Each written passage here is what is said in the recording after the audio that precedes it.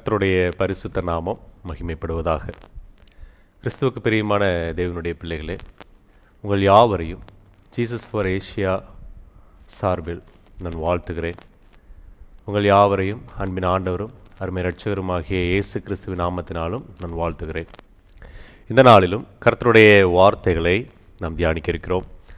கர்த்தர் நம்மோடு கூட பேசும்படியாக, அவருடைய ஆவியானவர் நம்மோடு இடைப்படும்படியாக ஒரு சிறிய ஜெபத்தோடு நாம் தியான பகுதிகளாக கடந்து செல்வோம். கண்களை மூடி ஜெபிப்போம். அன்புள்ள ஆண்டவரே, இந்த நாளிலும் உம்முடைய வார்த்தைகளை தியானிக்க இருக்கிறோம். எங்களுடைய இருதய கண்களை திறந்தருளி நீர் உம்முடைய சத்திய வார்த்தைகளை எங்களுக்கு விளக்கி தரும்படியாக இயேசு கிறிஸ்து வழியாக ஜெபிக்கிறோம். நல்ல தகப்பனே, ஆமென். பிரியமான தேவனுடைய பிள்ளைகளே, நம் ஒவ்வொருடைய வாழ்க்கையிலும் கிறிஸ்தவ ஜீவியத்தில் மிக முக்கியமான பகுதிகளிலே வேத வாசிப்பும் ஜெபமும் இன்றியமையாததாக காணப்படுகிறது. அதில் குறிப்பாக ஜெபத்தை குறித்து பார்க்கும் பொழுது நாம் அதிகமாக தேவனோடு செலவிடக்கூடிய நேரத்தில் வேத வாசிப்பை காட்டிலும் ஜெபத்திற்கு சிலர் அதிகமான முக்கியத்துவத்தை கொடுப்பார்கள். நான் தேவனோடு பேசுவதற்கான ஒரே வழி என்று அதிகமான நபர்கள் ஜெபத்திலே அதிகமான நேரம் தெரித்திருக்கிறதை நாம் பார்த்திருக்க முடியும். எப்படி ஜெபிக்க வேண்டும், எப்படிப்பட்ட ஜெபத்தை தேவன் விரும்புகிறார் என்பதை குறித்தெல்லாம் வேதாகமம் அநேக கருத்துக்களை நமக்கு கற்றுத்தருகின்றன.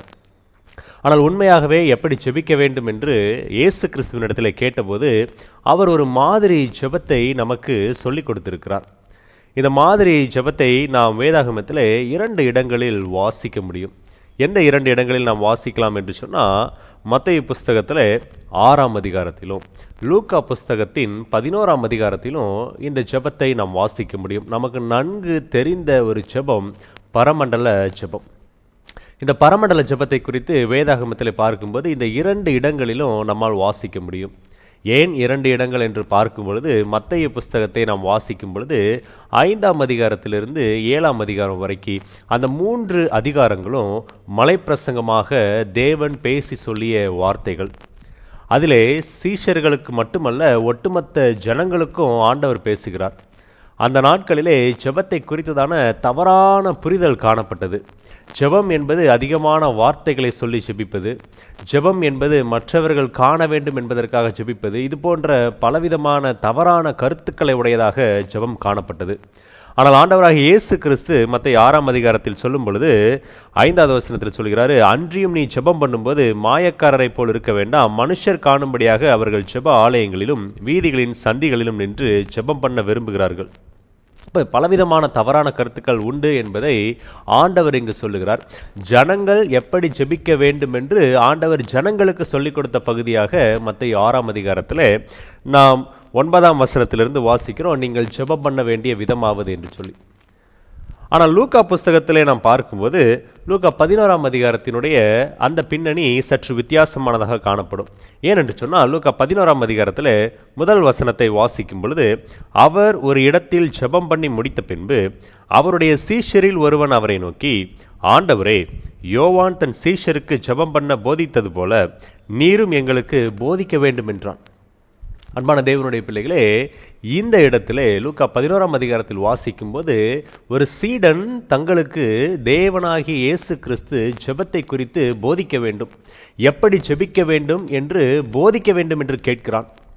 அந்த கேட்டதற்கு பதிலாக 2வது வசனத்திலிருந்து அதற்கு அவர் என்று சொல்லி நீங்கள் ஜெபம் பண்ணும்போது என்று துவங்குவார். அப்படி என்றால் நாம் எப்படி ஜெபிக்க வேண்டும் என்று தேவன் கற்றுக் கொடுக்கக்கூடிய ஒரு ஜெபமாக இந்த ஜெபம் வேதாகமத்தில் 2 முறை பதிவு செய்யப்பட்டுள்ளது. இந்த ஜெபத்தினுடைய முக்கியத்துவம் என்ன? இந்த ஜெபத்தை நாம் எப்பொழுது சொல்ல வேண்டும், அல்லது இந்த ஜெபத்தை நாம் உச்சரிப்பது சரியான முறையில் உச்சரிக்கிறோமா என்று பல கேள்விகளை இந்த நாளிலே உங்கள் மனதிலே எழுப்ப நான் விரும்புகிறேன். நிறைய நேரங்களிலே இந்த ஜெபத்தை நாம் எப்படியெல்லாம் பயன்படுத்துகிறோம்? நம்முடைய குடும்ப ஜெபத்தில் எல்லா ஜெபங்களும் முடிந்த பிறகு இதை மனப்பாடமாக குடும்பத்தார் யாவரும் சேர்ந்து சொல்லுகிறோம். சில சமயங்களிலே சபைகளில் இந்த ஜெபத்தை சபையாராக சேர்ந்து நாம் வாசிக்கிறோம் அல்லது மனப்பாடமாக சொல்லுகிறோம். உண்மையாகவே நாம் இதில் சொல்லப்பட்டுள்ள வார்த்தைகளை அப்படியே உச்சரித்து மனப்பாடமாக சொல்ல வேண்டும் என்பதற்காக மட்டும்தான் ஆண்டவராக இயேசு கிறிஸ்து இந்த ஜெபத்தை நமக்கு கற்றுக் கொடுத்திருக்கிறாரா? அப்படி என்றால் இதனுடைய உள்ளான நோக்கம் மேலான அர்த்தத்தை குறித்து அநேக வேத ஆராய்ச்சியாளர்கள் எழுதியிருக்கிறாங்க. அதில் ஒரு வேதாகம எழுத்தாளருடைய எழுத்துக்களை நான் உங்களுக்கு வாசிக்கிறேன். ஜெபத்தின் அதே வார்த்தைகளை அப்படியே பயன்படுத்த வேண்டும் என்று மீட்பர் நம்மை ஒருபோதும் கட்டாயப்படுத்துவதில்லை. ஆண்டவராக இயேசு கிறிஸ்து நம்ம எந்த ஒரு சூழ்நிலையிலும் எதற்கும் கட்டாயப்படுத்துவது கிடையாது. அதே போல் இந்த பரமண்டல ஜெபத்தின் வார்த்தைகளையும் நாம் அப்படியே பயன்படுத்த வேண்டும் நம்முடைய ஜெபத்தில் என்று கட்டாயப்படுத்துவதில்லை. மாறாக அவர் நமக்கு அவருடைய மானிடத்தை தரித்தவராக, அவர் இந்த பூமியில் இருக்கும்போது ஒரு மானிடராக இருந்தபோது எப்படி ஜெபிக்க வேண்டும் என்பதற்கான ஒரு மாதிரியை நமக்கு தெரியப்படுத்துகிறார். அந்த ஜெபத்தின் வார்த்தைகள் அகன்று பறந்து விரிந்து காணப்படுவதால், அதாவது இந்த பரமண்டல ஜெபத்தை நாம் வாசிக்கும் பொழுது மிக எளிமையாக 7 சொற்றொடர்களாக நாம் சொல்லிவிட்டு செல்லுவோம். ஆனால் இந்த 7 சொற்றொடர்களையும் ஆராய்ந்து படிக்கும் பொழுது ஒவ்வொரு சொற்றொடரும் ஒரு ஆழமான கருத்தையுடைய சொற்றொடராக காணப்படுகிறது. அதனுடைய அர்த்தத்தை குறித்து நாம் பார்க்கும்போது அவைகளின் முக்கியத்துவம் மாபெரும் மேதைகளாலும் கூட ஒருபோதும் புரிந்து கொள்ள முடியாத அளவிற்கு ஆழமானதாக இருக்கிறது என்று இந்த எழுத்தாளர் எழுதுகிறார். ஒரு சிறிய உதாரணத்தை உங்களுக்கு சொல்லும்போது அதை நீங்கள் எளிமையாக புரிந்து கொள்ள முடியும். திருக்குறள் நமக்கு தெரியும், ஈரடி செய்யுள். அந்த 2 அடியில் இருக்கக்கூடிய அந்த திருக்குறளுக்கான விளக்க உரையை அநேக பக்கங்களுக்கு நாம் எழுதுவோம். அதே போல இந்த பரமண்டல ஜெபத்தினுடைய ஒவ்வொரு வரிகளுக்கும் அநேக பக்கங்கள் விளக்கங்கள் சொல்லக்கூடிய அளவிற்கு மிக ஆழமான அர்த்தத்தை உடையதாக காணப்படுகிறது. இந்த நாளிலே அந்த பரமண்டல ஜெபத்தினுடைய முதலாவது காரியத்தை உங்களோடு பகிர்ந்து கொள்ள ஆசைப்படுகிறேன். வேதத்திலே மத்தேயு 6ஆம் அதிகாரத்தில் நாம் வாசிக்கும் பொழுது 9வது வசனம் சொல்கிறது, நீங்கள் ஜெபம் பண்ண வேண்டிய விதமாவது பரமண்டலங்களில் இருக்கிற எங்கள் பிதாவை. அன்பான தேவனுடைய பிள்ளைகளே, இந்த ஒரு வரியை மாத்திரம் இந்த நாளில் உங்களோடு பகிர்ந்து கொள்ள ஆசைப்படுகிறேன். பரமண்டலங்களில் இருக்கிற எங்கள் பிதாவே என்கிற இந்த வரியின் மூலமாக ஆண்டவர் என்ன நமக்கு கற்றுக் கொடுக்க விரும்புகிறார்?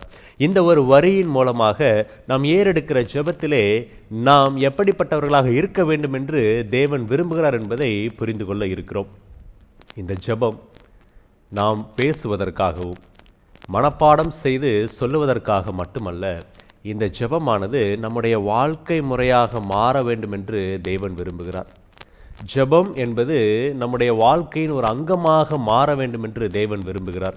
நம்முடைய தேவையின் போது கூப்பிடுகிறோம், தேவன் கேட்கிறார். நிச்சயமாக கூப்பிடக்கூடிய ஒவ்வொருவருடைய சத்தத்தையும் ஆண்டவர் கேட்கக்கூடியவராக இருக்கிறார். இதனாலே உங்களுக்கு ஏதாகிலும் குறைகள் இருந்தால் நீங்கள் தேவனை நோக்கி கூப்பிடும்பொழுது உங்களுடைய குறைவுகள் எல்லாவற்றையும் ஆண்டவராக இயேசு கிறிஸ்து அவருடைய ஐஸ்வர்யத்தின் நிறைவினாலே நிறைவாக்கி தருவார். ஆனாலும் இந்த ஜெபம் சீடர்களுக்கான ஜெபம். காலை வேளையிலே தேவனை நோக்கி கூப்பிடக்கூடியவர்கள் நீங்கள் நிச்சயமாக தேவனுடைய சீடர்களாக இருப்பீர்கள் என்று நான் விசுவாசிக்கிறேன். நீங்களும் நானும் செய்ய வேண்டிய ஜெபமாக தேவன் இதை மாதிரியாக காண்பிக்கிறார். என்ன சொல்லுகிறார் என்று சொன்னால், நாம் நம்முடைய ஜெபத்தை துவங்கும் போது பரமண்டலங்களில் இருக்கிற எங்கள் பிதாவே என்று அழைக்க வேண்டும் என்று சொல்லுகிறார். இந்த வரிக்கான ஆழமான அர்த்தத்தை 3 பாடங்கள் மூலமாக நான் உங்களுக்கு சொல்லித்தர ஆசைப்படுகிறேன். ஆண்டவர் அடியனுக்கு கொடுத்த காரியத்தை உங்களோடு பகிர்ந்து கொள்ள ஆசைப்படுகிறேன். என்ன என்று நாம் பார்க்கும்போது, எங்கள் பிதாவே என்று நாம் அழைக்கும் பொழுது, நம்முடைய ஆண்டவரை, பரலோகத்தில் இருக்கிற நம்முடைய பிதாவை நாம் எங்கள் பிதாவே என்று அழைக்கும் பொழுது முதலாவது காரியமாக நம்முடைய வாழ்க்கையிலே தேவ குடும்பத்தின் அங்கத்தினராக நாம் மாறியிருக்கிறோம் என்பதை உணர்ந்தவர்களாக இந்த வார்த்தையை பயன்படுத்த வேண்டும். எந்த ஒரு குழந்தையும் தன்னுடைய தகப்பனை தவிர வேறொருவரை அப்பா என்று அழைப்பது கிடையாது. எந்த ஒரு பிள்ளையும் தன்னை பெற்றெடுத்த தகப்பனை தவிர வேறொருவரை பிதாவே என்று கூப்பிடுவது கிடையாது. நம்முடைய ஆண்டவர் இந்த ஜெபத்தின் முதல் வரியிலே என்ன சொல்லுகிறார் என்று சொன்னால், பரமண்டலங்களில் இருக்கிற எங்கள் பிதாவே என்று அழைக்கச் சொல்லுகிறார். அது எதற்காக என்று சொன்னால், இந்த வரியை நாம் உணர்ந்தவர்களாக சொல்ல வேண்டும். எதை உணர்ந்தவர்களாக என்று பார்க்கும் பொழுது, என்னை தேவன் அவருடைய பிள்ளையாக ஏற்றுக்கொண்டார், என்னை தேவன் அவருடைய குடும்ப அங்கத்தினராக பெற்றுக்கொண்டார் என்பதை உணர்ந்தவராக, நான் தெய்வீக உறவின் நிச்சயத்தை பெற்றுக்கொண்டேன் என்கிற நம்பிக்கையோடு இந்த வார்த்தையை பயன்படுத்த இயேசு கிறிஸ்து கூறுகிறார். எந்த ஒரு பிள்ளையும் தனக்கு செய்ய முடியாத ஒரு நபரை நோக்கி எனக்கு இதை செய்யுங்கள் என்று கேட்க முடியாது. உரிமையாக தன்னுடைய அப்பாவின் இடத்துல சென்று எனக்கு இதை செய்யுங்கள், எனக்கு இது வேண்டும் என்று கேட்க முடியும். அந்த உறவின் நிச்சயத்தை நாம் புரிந்து கொள்ள வேண்டும் என்பதற்காக ஆண்டவர் இந்த மாதிரி ஜெபத்தின் முதல் வரியை பரமண்டலங்களில் இருக்கிற எங்கள் பிதாவே என்று நமக்கு எழுதி கொடுத்திருக்கிறார். ஒரு சில வசனங்களை உங்களுக்காக வாசிக்கிறேன். யோவான் 17ஆம் அதிகாரத்தில் 23வது வசனம். இந்த யோவான் எழுதின நற்செய்தி நூலில் 17ஆம் அதிகாரம் மிக முக்கியமான ஒரு அதிகாரம். இந்த 17ஆம் அதிகாரத்தினுடைய ஜெபம் ஆண்டவராகிய இயேசு கிறிஸ்து செய்த மிக நீண்ட ஒரு ஜெபம், நீளமான ஒரு ஜெபத்தை இந்த அதிகாரத்திலே நாம் வாசிக்கிறோம். இந்த அதிகாரம் முழுவதுமாக வாசிக்கும் பொழுது ஒருமைப்பாடு என்கிற வார்த்தை, அந்த ஒருமைப்பாடு என்கிற வார்த்தையை அநேக முறை மீண்டும் மீண்டும் மீண்டும் நாம் வாசிக்க முடியும். அந்த ஒருமைப்பாட்டை குறித்து ஆண்டவர் பேசும் பொழுது அவர் சொன்ன ஒரு காரியம் 23வது வசனத்தை நான் உங்களுக்காக வாசிக்கிறேன்.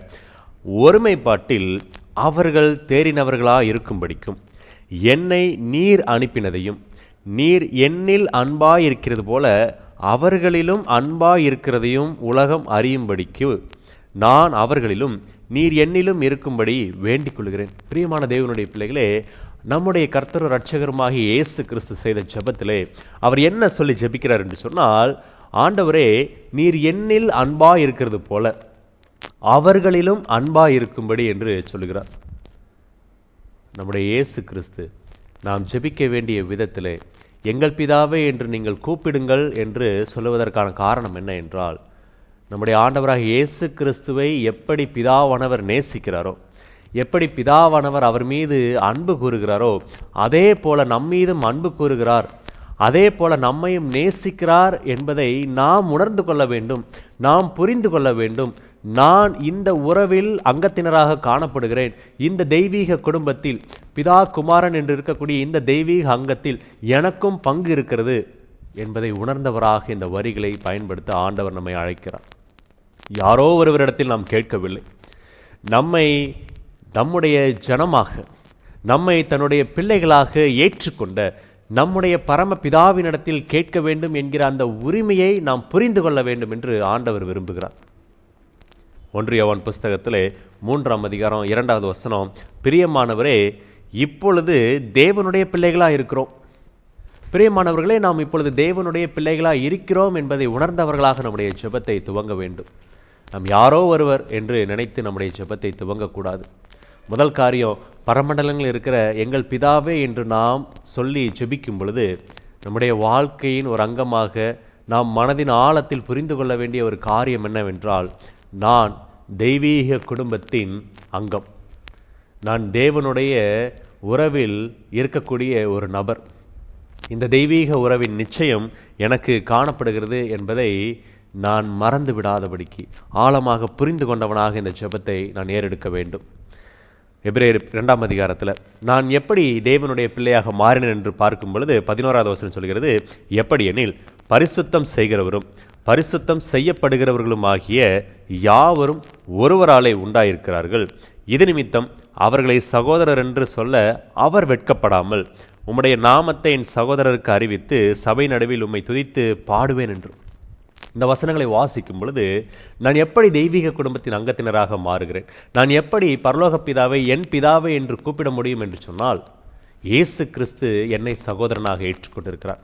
இந்த நிகழ்ச்சியை பார்த்து கொண்டிருக்கக்கூடிய உங்களை, ஒருவேளை நீங்கள் ஆணாக இருந்தால் உங்களையும் இயேசு கிறிஸ்து சகோதரனாக, ஒருவேளை நீங்கள் பெண்ணாக இருந்தால் உங்களையும் இயேசு கிறிஸ்து சகோதரியாக ஏற்றுக்கொண்டிருக்கிறார்.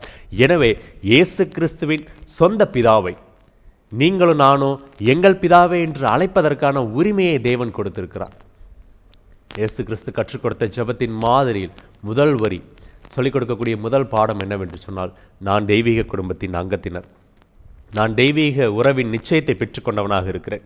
இரண்டாவதாக, எப்படி நான் தேவனால் ஏற்றுக்கொள்ளப்பட்டவனாக தெய்வீக குடும்பத்தின் அங்கத்தினராக காணப்படுகிறேனோ அதே போல யாரெல்லாம் இயேசு கிறிஸ்துவின் நாமத்தினாலே பிதாவை ஏற்றுக்கொண்டவர்களாக காணப்படுகிறார்களோ அவர்கள் ஒவ்வொருவரும் அவருடைய பிள்ளைகளாக இருக்கிறார்கள்.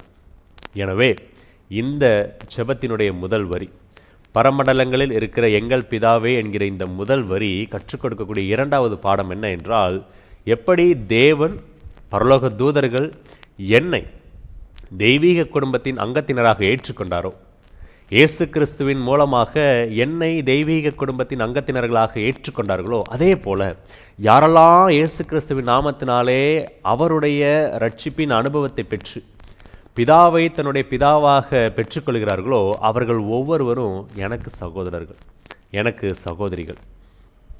இரண்டாவது காரியம் என்னவென்று சொன்னால், மற்ற ஒவ்வொருவரையும், யாரெல்லாம் தேவனுடைய பிள்ளைகளாக இருக்கிறார்களோ அவர்கள் ஒவ்வொருவரையும் நான் சகோதரர்களாக சகோதரிகளாக ஏற்றுக்கொள்ள வேண்டும்.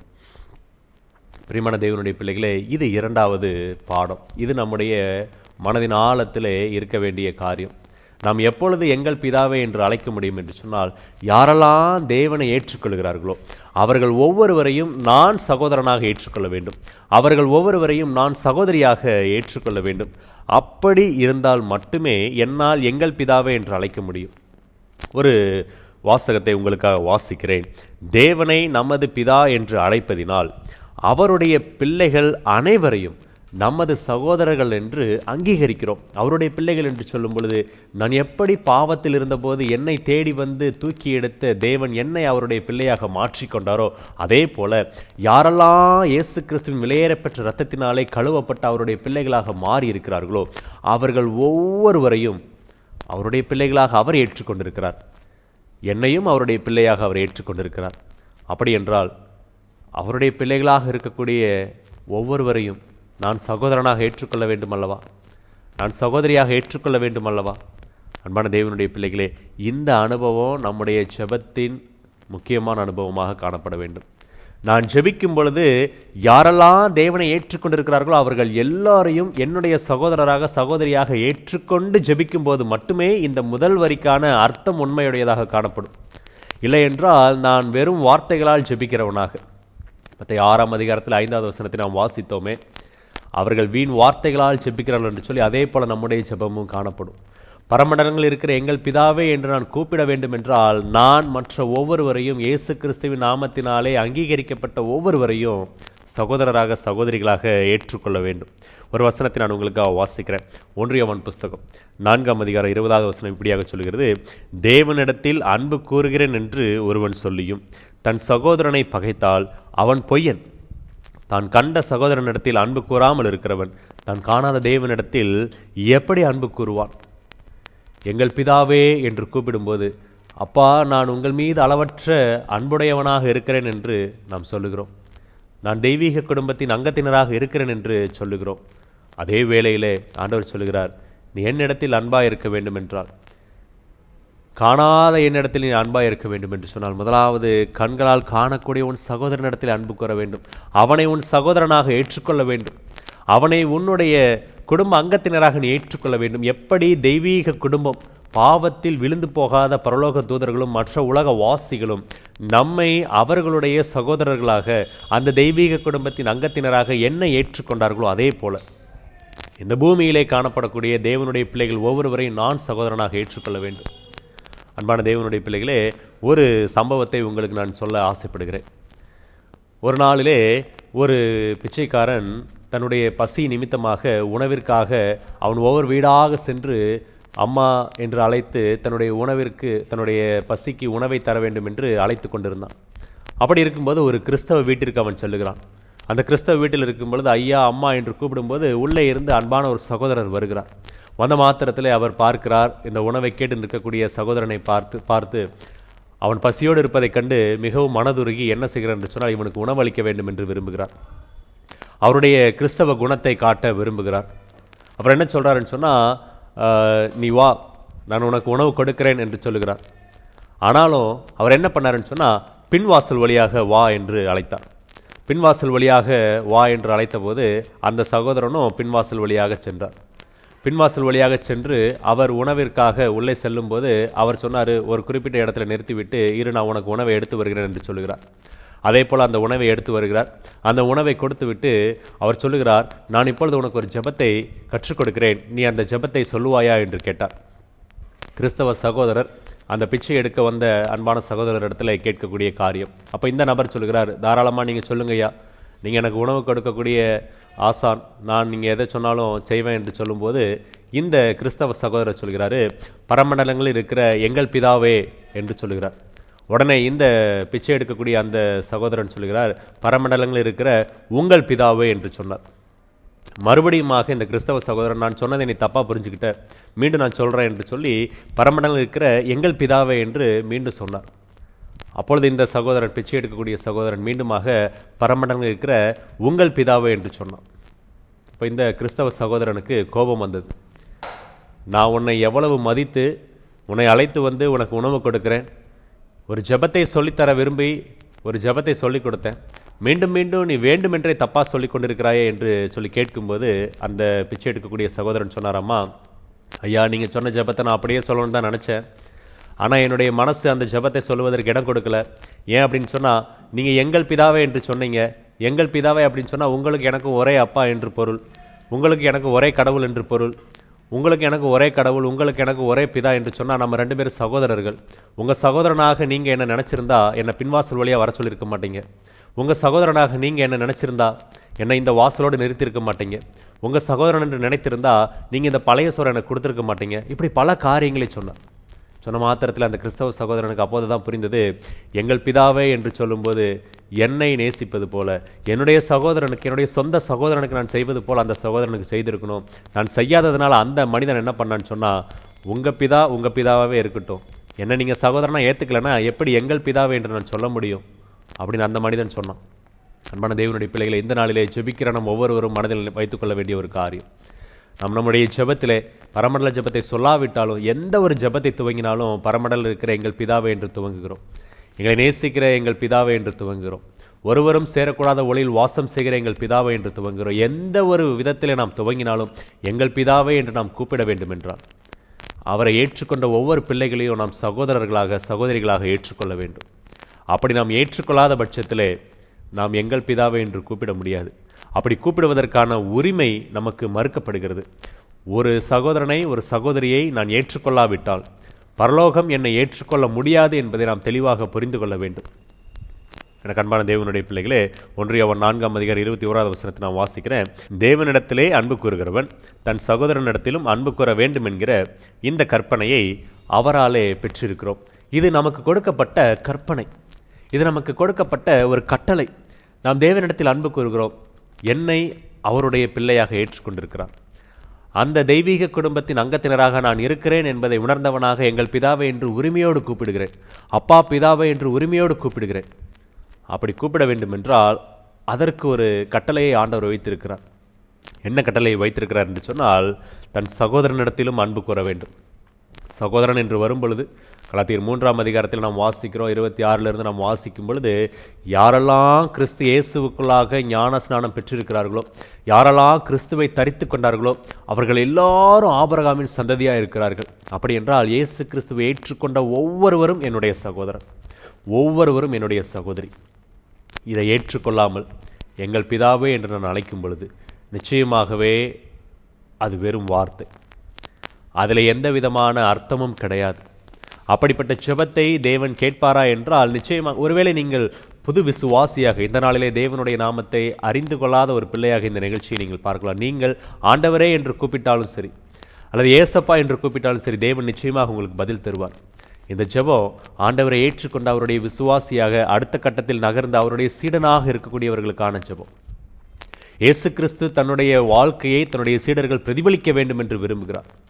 யோவான் புஸ்தகத்தில் அவர் சொல்லும்போது, நீங்கள் ஒருவரில் ஒருவர் அன்பா இருப்பதின் மூலமாக நீங்கள் என்னுடைய சீடர்கள் என்று மற்றவர்கள் அறிந்து கொள்வார்கள் என்று ஆண்டவர் சொன்னார். அன்பான தேவனுடைய பிள்ளைகளை, நாம் மற்றவர்களை சகோதரர்களாக எண்ணாவிட்டால், இருதயத்தின் ஆழத்திலே அவர்களை நாம் சகோதரர்களாக நேசிக்காவிட்டால், இந்த வார்த்தை வெறும் வரிதான். பரமண்டலில் இருக்கிற எங்கள் பிதாவே என்று சொல்லக்கூடிய இந்த வரிக்கு ஒரு வல்லமையும் இருக்காது.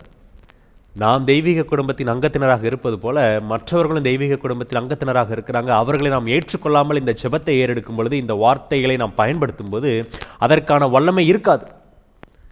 எப்பொழுது அது வல்லமையாக செயல்படும் என்றால், இதை உணர்ந்தவராக மற்றவரை நான் சகோதரராக நேசித்து சகோதரியாக நேசித்து இந்த வார்த்தைகளை பயன்படுத்தும் போது அந்த வார்த்தைகளில் வல்லமை உண்டு. மூன்றாவதாக, எங்கள் பிதாவே என்று சொல்லும் பொழுது என்னை முற்றிலுமாக அவரிடத்தில் ஒப்புக் கொடுக்கக்கூடிய ஒரு அனுபவம். முதல் காரியம், எங்கள் பிதாவே என்று சொல்லும்போது நான் எதை உணர்ந்தவனாக சொல்ல வேண்டும் என்றால், நான் தேவனுடைய பிள்ளை, இயேசு கிறிஸ்து மூலமாக நான் பிதாவினுடைய பிள்ளையாக மாறியிருக்கிறேன். இரண்டாவதாக, என்னை தேவன் ஏற்றுக்கொண்டது போல யாரெல்லாம் இயேசு கிறிஸ்துவை ஏற்றுக்கொண்டார்களோ அவர்கள் ஒவ்வொருவரையும் தேவன் பிள்ளையாக ஏற்றுக்கொண்டிருக்கிறார். எனவே நான் அவர்களை சகோதரராக சகோதரியாக ஏற்றுக்கொள்ள வேண்டும் என்று என்னுடைய மனதின் ஆழத்திலே புரிந்து கொள்ள வேண்டும். மூன்றாவதாக, அவரிடத்தில் நான் என்னை முற்றிலுமாக ஒப்படைக்கிற ஒரு வார்த்தை. பரமண்டலில் இருக்கிற எங்கள் பிதாவே என்று சொல்லும் பொழுது என்னை முற்றிலுமாக அவரிடத்தில் நான் ஒப்புக் கொடுக்கிறேன். எப்படி மற்றவர்களை நேசிக்க முடியும், எப்படி மற்றவர்களை சகோதரர்களாக ஏற்றுக்கொள்ள முடியும், என்னுடைய வாழ்க்கையின் மற்ற காரியங்களை நான் எப்படி செய்ய முடியும் என்று சொன்னால் முற்றிலும் நம்மை அவரிடத்தில் ஒப்புக் கொடுக்க வேண்டும் என்பதே அவருடைய சித்தம். பிலிப்பியர் புஸ்தகத்தில் 2ஆம் அதிகாரத்தை நாம் அநேக முறை வாசித்திருப்போம். இந்த பிலிப்பியர் 2ஆம் அதிகாரத்தில் இருக்கக்கூடிய அனுபவம் நம்முடைய வாழ்க்கையின் அனுபவமாக மாற வேண்டும்.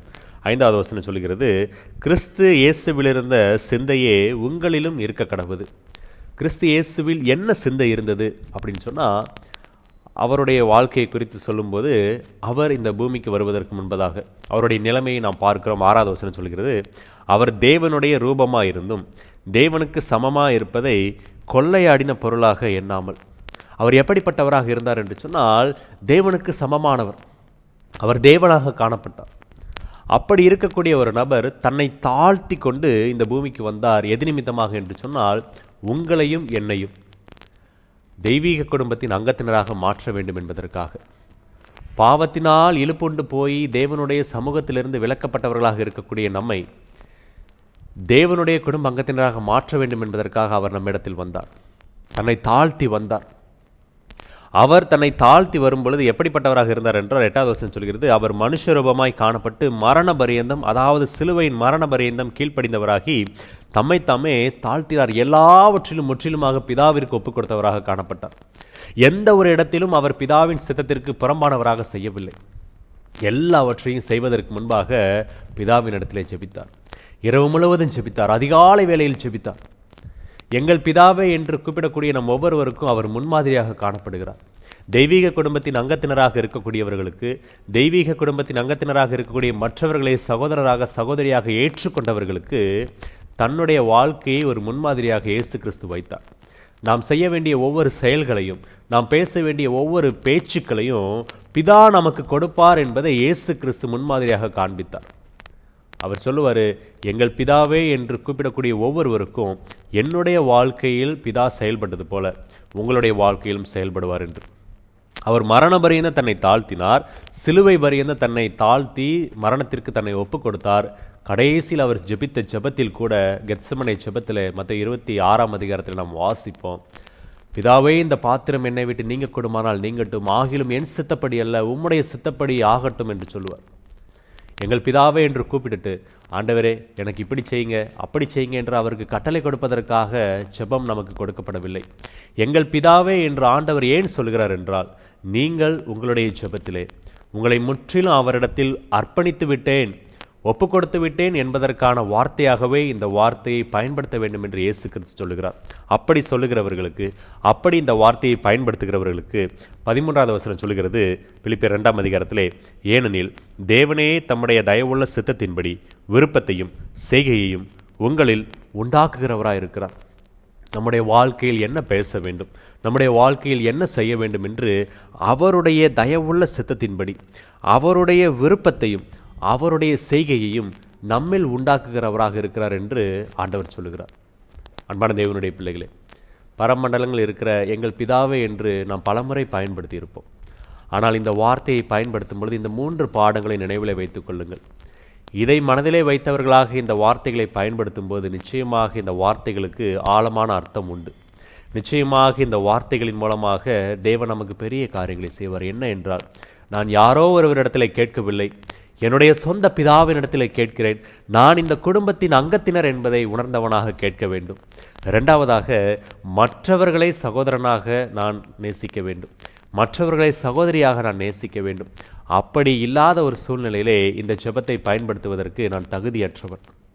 3வதாக, ஜெபத்திலே என்னை முற்றிலுமாக அவரிடத்திலே ஒப்புக் கொடுக்கிற ஒரு அனுபவத்தை ஜெபத்தின் துவக்கத்திலேயே நான் செய்கிறேன். எங்கள் பிதாவே என்று அழைக்கும் பொழுது, நான் அல்ல ஆண்டவரே, முற்றிலும் நீர்தான், உம்மிடத்தில் என்னை ஒப்புக் கொடுக்கிறேன், நீர் என்னிடத்திலே செய்கையையும் என்னிடத்திலே உம்முடைய விருப்பத்தையும் ஏற்படுத்தும் என்று ஒப்புக் கொடுக்கக்கூடிய ஒரு அனுபவத்தை இந்த வார்த்தைகள் வெளிப்படுத்துகின்றன. அன்பான தேவனுடைய பிள்ளைகளே, ஒருவேளை இந்த நாள் வரையிலே இந்த ஜெபத்தை நீங்கள் புரிந்து கொள்ளாதவர்களாக இருந்திருக்கலாம். இந்த நாள் வரையிலே இந்த வரியை, எங்கள் பிதாவே என்கிற வார்த்தைகளை நீங்கள் வீணாக பயன்படுத்தி இருக்கலாம். இந்த நாளிலே ஆண்டவர் உங்களுக்கு கற்றுக் கொடுக்கிறார். கர்த்தர் தாமே உங்கள் ஒவ்வொருவரையும் ஆசீர்வதிப்பாராக. ஆமென்.